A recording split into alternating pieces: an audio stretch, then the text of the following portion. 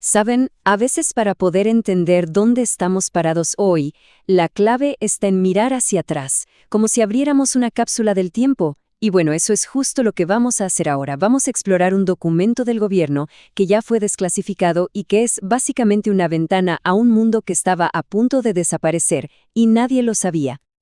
A ver, miren bien esta fecha. Estamos a poquito más de 3 meses del 11 de septiembre.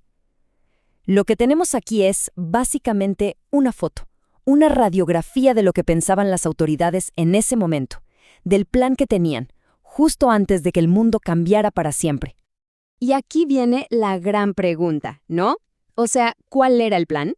Pues resulta que este documento que tenemos enfrente, bueno, tiene la respuesta oficial. Así que, ¿qué les parece si nos metemos de lleno a ver qué encontramos?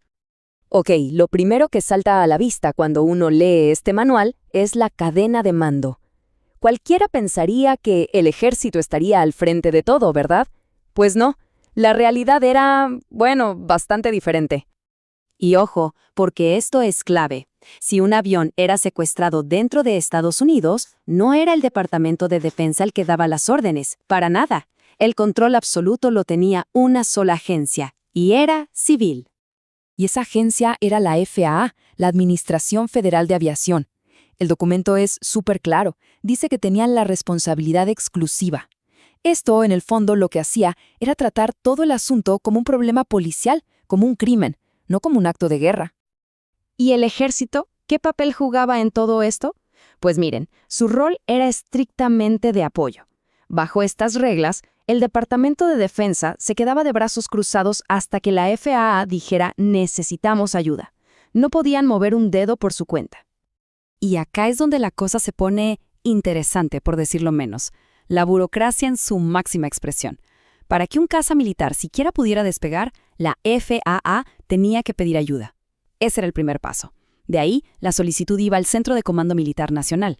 El segundo paso, de ahí la pasaban al secretario de Defensa. Y él, solo él, daba la aprobación final. O sea, un proceso súper lento, súper deliberado, estaba hecho para ser cauteloso, no para reaccionar en segundos. Ok, pero bueno, digamos que después de toda esa vuelta se conseguía la aprobación. La pregunta es, ¿qué podían hacer los militares exactamente? Pues las reglas eran súper específicas y muy, pero muy limitadas. La diferencia era clarísima. Como vemos aquí, los militares podían vigilar, dar escolta, ese tipo de cosas. Pero lo que no podían hacer, bajo ninguna circunstancia, era intervenir directamente. O sea, nada de arrestar a nadie ni de tomar el control del avión, y lo más importante, cero uso de la fuerza. Es más, para que no hubiera ni la más mínima duda, el documento lo decía con estas palabras. Prohibía usar los aviones militares como plataformas para disparos. La idea de derribar un avión de pasajeros simplemente no existía en este manual. No era una opción. Entonces, el resumen es este, ¿no? Toda la idea era contener y vigilar.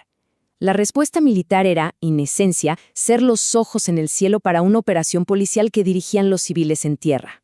Nada más. Pero, a ver, esperen, porque aquí la historia da un giro de 180 grados.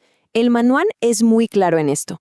¿Qué pasaba si el avión secuestrado no era uno de pasajeros, sino uno militar? Bueno, aquí las reglas no es que cambiaran, es que se iban al extremo opuesto. Toda esa pasividad de la que hablábamos desaparecía, y en su lugar la orden era una sola: resistir a toda costa. El manual era súper directo. El personal militar tenía que resistir como fuera, retrasar el avión en tierra, engañar a los secuestradores, buscar cualquier oportunidad para neutralizarlos. Incluso, y esto es clave, usando armas o fuerza letal. Y esta frase que vamos a ver es, quizá, la más dura de todo el documento. Si secuestraban un avión militar que llevaba, por ejemplo, un arma de destrucción masiva, la orden era recuperarlo sí o sí. La vida de los rehenes pasaba a un segundo plano. Lo importante era el arma. Un contraste total, ¿no?, con lo que vimos para los aviones comerciales. Pero bueno, el manual no hablaba solo de secuestros. Tenía una sección para otra cosa, algo menos cinematográfico si quieren, pero que igual consideraban una amenaza: los objetos aéreos abandonados. Y con esto se referían a todo, desde globos meteorológicos hasta los primeros drones, los famosos UAVs. La idea era que si uno de estos aparatos se salía de control y era un peligro, bueno, podían llamar al ejército. Pero fíjense en este detalle que es muy revelador. Hasta para derribar un simple globo fuera de control, se necesitaba la misma cadena de aprobación larguísima que para un secuestro. O sea, había que llegar hasta el secretario de Defensa. Esto nos confirma esa mentalidad súper cautelosa y burocrática que dominaba en ese momento. Entonces, al final, ¿qué nos deja todo esto? Este documento es como una pieza de museo, ¿no? Es un plan súper detallado, muy bien pensado, pero para un tipo de guerra que estaba a punto de desaparecer. Y aquí está la clave de todo. El plan partía de la base de que los secuestradores querían rehenes, dinero o un avión para escapar. Pero la realidad del 11 de septiembre fue que ellos no querían un avión, querían un misil. El plan lo trataba como un crimen, algo que se contenía y que necesitaba una respuesta policial. Pero lo que pasó fue un acto de guerra, coordinado, que necesitaba una respuesta de defensa nacional, totalmente distinto. En resumen, este manual era la respuesta perfecta para los secuestros de los años 70, 80 y 90. Estaba hecho para un mundo que, sin que nadie lo supiera, dejó de existir en la mañana del 11 de septiembre de 2001.